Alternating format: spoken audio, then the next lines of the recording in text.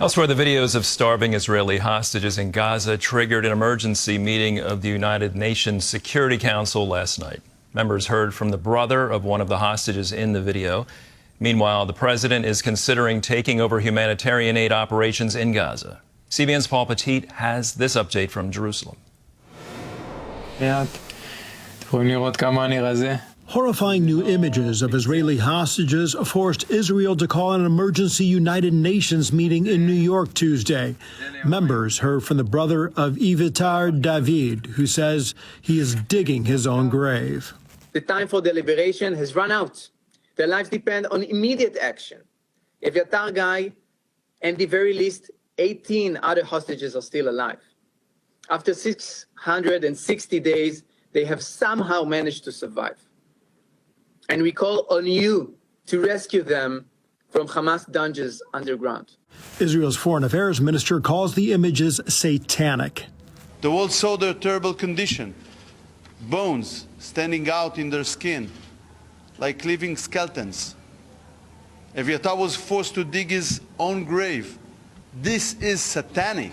Sahar accuses France, the UK, and other countries of sabotaging a ceasefire by recognizing a Palestinian state. They gave Hamas free gifts and an incentive to continue this war. They directly assassinated the hostage deal and ceasefire. Let me be clear, these countries prolonged the war. The need for humanitarian aid remains a flashpoint.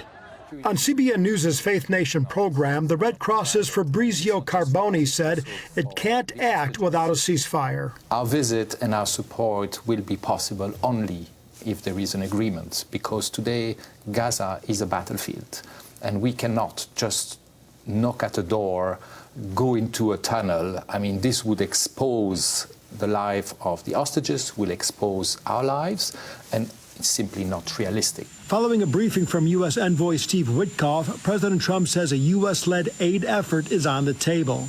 And I know Israel's going to help us with that in terms of distribution and also money. We also have the Arab states are going to help us with that in terms of the money and possibly distribution.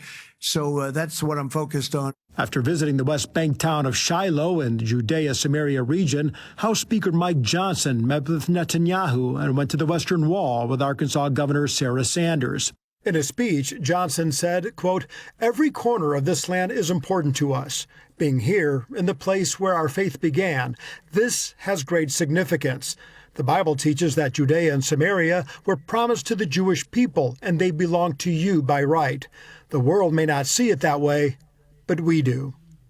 In Jerusalem, Paul Petit, CBN News. Creeping up on 670 days, those people have been held hostage. We presume all in those tunnels, at least 18 still alive, it is thought. And of course, this is the leverage Hamas has. This is their negotiating power and tactic, and they will continue to hold. We'll see how the Red Cross responds to the criticisms they are under. And of course, France and the UK have given Hamas additional leverage with their recent decisions. We'll keep you updated.